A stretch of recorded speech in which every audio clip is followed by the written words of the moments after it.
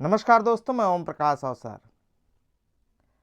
यूँ तो पिछले 7 साल से पूरे देश भर पे घूमते रहता हूँ। ज़्यादातर गांव पे घूमता हूँ और बहुत सारे किसानों से मिलता हूँ और बहुत सारे किसानों की बहुत सारी कहानियाँ रहती हैं। लोग बाकी कहानियाँ तो बड़े चटकारे लेके सुनते हैं, कोई भी कहानी हो, और क्राइम की कहानियाँ तो बड़े चटकारे लेके सुनते हैं। तो मैं सोचता था कि किसानों की कहानी क्यों ना सुनाई जाए, क्यों ना बताई जाए। और मैंने कभी सोचा शुरुआती दौर पे कि इस पे किताब लिखूंगा, किसानों की कहानियों पे। लेकिन समय का इतना अभाव है कि सफ़र पे ही पूरा वक्त गुजर जाता है। साथ में फिर वीडियो शूटिंग है, फिर एडिटिंग है, फिर अपलोडिंग है, तो ये पूरा वक्त गुजर जाता है।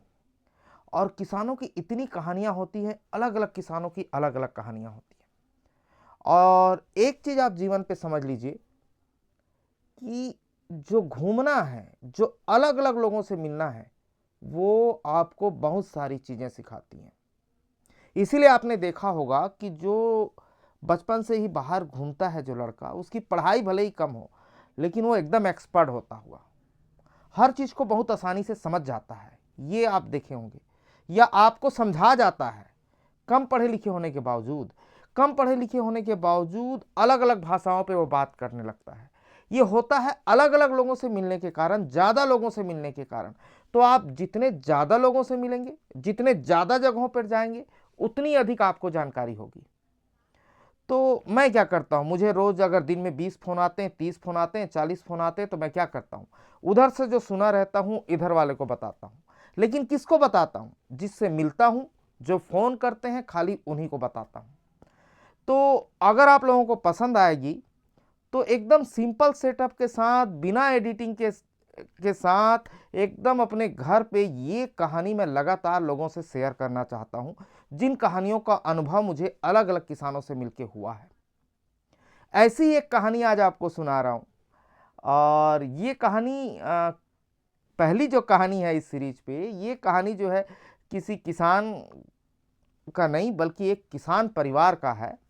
और वो उस वक्त, अब उस परिवार में जो सदस्य है वो नौकरी करते हैं, लेकिन है कहानी किसान परिवार की,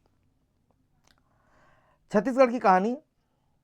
और कैमरे पर एक कहानी इसलिए हम रिकॉर्ड नहीं कर पाते क्योंकि कैमरे पर रिकॉर्ड करने से उस किसान की गोपनीयता का सवाल रहता है। तो इसमें हम ये करेंगे कि उनके नाम पे बदलाव हो जाए या उनके नाम ना लें और वो कहानी आप तक शेयर करें, ताकि आप उन कहानियों से बहुत कुछ सीख सकें। ये मेरी कोशिश है और इसी कोशिश पे ये वीडियो रिकॉर्ड हो रहा है। ये कहानी छत्तीसगढ़ की है और मेरे एक परिजन के साथ मैं एक दाऊ के यहाँ गया, पुराने ज़माने के।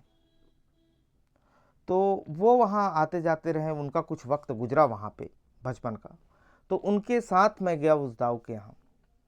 तो अब दाऊ के फैमिली पे तो कोई है नहीं।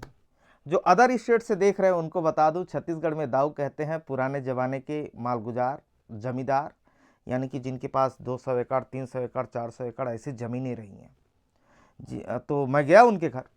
तो जब उनके घर गए तो उनका जो दीवाल था, वो दोनों हाथ ऐसा करेंगे तब भी ना आए।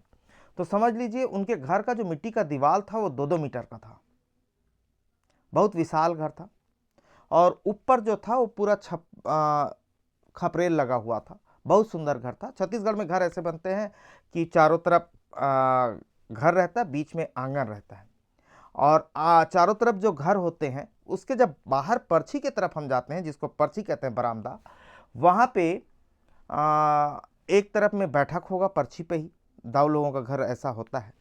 एक तरफ पे बाहर पे पर्ची पे बैठक होगा, जहाँ पे लोग बैठ के डिस्कशन करते रहे होंगे पुराने ज़माने पे, है ना। अलग अलग सभाएं लगाते रहे होंगे और उसको हिंदी पे चौपाल कह सकते हैं या बैठक कह सकते हैं।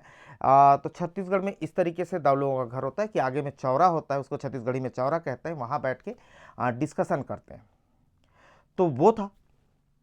एक तरफ गायों को बांधने के लिए जगह थी और एक तरफ पीछे बाड़ी का हिस्सा था। तो इस तरीके से उनका घर बना था। तो जब वो उनके साथ मैं गया जो वहाँ पहले रहे, तो उन्होंने बताया कि इसका इतना रुआब था इस दाऊ का कि उस ज़माने पे इनके लिए शराब पीने के लिए अलग से रूम बना रहता था और वो रूम सजा रहता था। दाऊ को जब मन करता था तो वहाँ जाता था और एक एक महीना वहाँ गुजारता था, 15-15 दिन वहाँ से बाहर नहीं आता था। तो उन्होंने ये कहानियाँ बताई। फिर उन्होंने एक तरफ देख के मुझे बताया कि यहाँ पे किसी ज़माने पे 150 गाय रहा करती थी। एक तरफ जिधर गाय बांधने की जगह थी, वहाँ पे 150 गाय रहा करती थी। और उसके जो जिसको हम लोग कोटना कहते हैं, छत्तीसगढ़ में होता है कोटना, मतलब वो पत्थर को अंदर खोल के बनाया जाता है, उसको कहते हैं कोटना। एक तरफ कुछ गाय तो नहीं थी, लेकिन गायों के बांधने के खूंटे और कोटने अब तक थे वहाँ पे। और घर का जो छत था ऊपर से, वो छत्तीसगढ़ में बंदर कूदते रहते हैं गांव पे, तो बंदर कूदने की वजह से ऊपर का छत मतलब खपरेल टूटा टूटा था, पूरा टूटा हुआ था और पानी टिपक रहा था। तो और सामने एक तरफ पे बहुत बड़ा ब्यारा था, बाड़ी थी बहुत बड़ी, और एक तरफ पे तालाब था। तो उस परिवार का एक सदस्य था, जो हम लोग गए उसके घर में तो कोई नहीं था। फिर थोड़ी देर पे वो फ़ोन ऑन करने पे उनके परिवार का एक सदस्य आया।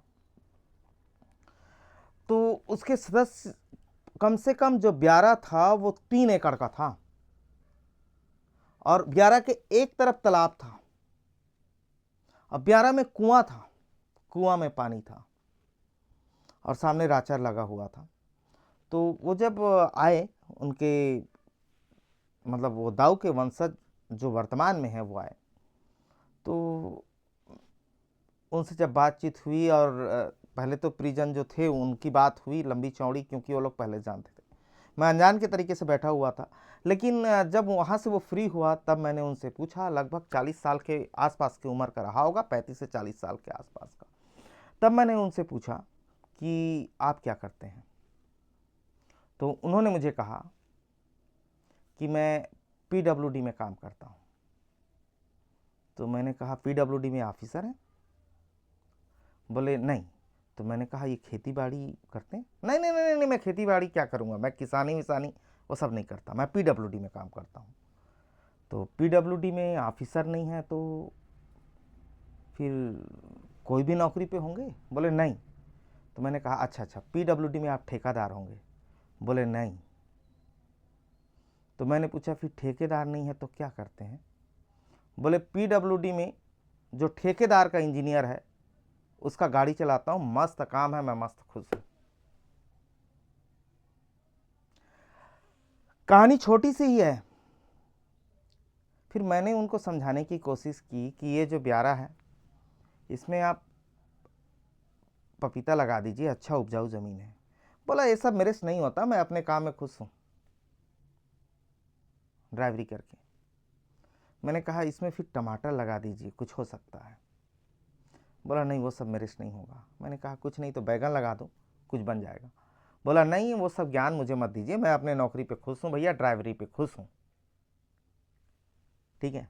छत्तीसगढ़ से बहुत सारे लोग मुझे कमेंट्स करते हैं कि भैया ओकर का जमीन है तो वो करत है, लेकिन जेकर का जमीन है वो का करत है। आज के डेट पे आप देखेंगे कि जितनी मतलब ज़्यादा खेती जिनकी कर रहे हैं, जो लोग जिनके पास ज़मीनें नहीं है वो लोग कर रहे हैं। तो खेती के लिए ज़मीन नहीं, हौसले की ज़रूरत है, सोच की ज़रूरत है। और आदमी जो है अपनी सोच से गरीब होता है और अपने विचार से अमीर होता है। तो मैंने सोचा कि ये कहानी आप लोगों को शेयर करूं। छोटी सी कहानी है, लेकिन सीखने के लिए बहुत कुछ है। सोच से ही आदमी गरीब होता है, सोच से ही आदमी अमीर होता है। हो सकता है कि उस दाऊ के परिवार ने अपने बच्चों की शिक्षा पर अच्छा काम नहीं किया होगा, उसका रिजल्ट है कि वो ड्राइवरी करके सोच रहा है मैं खुश हूं।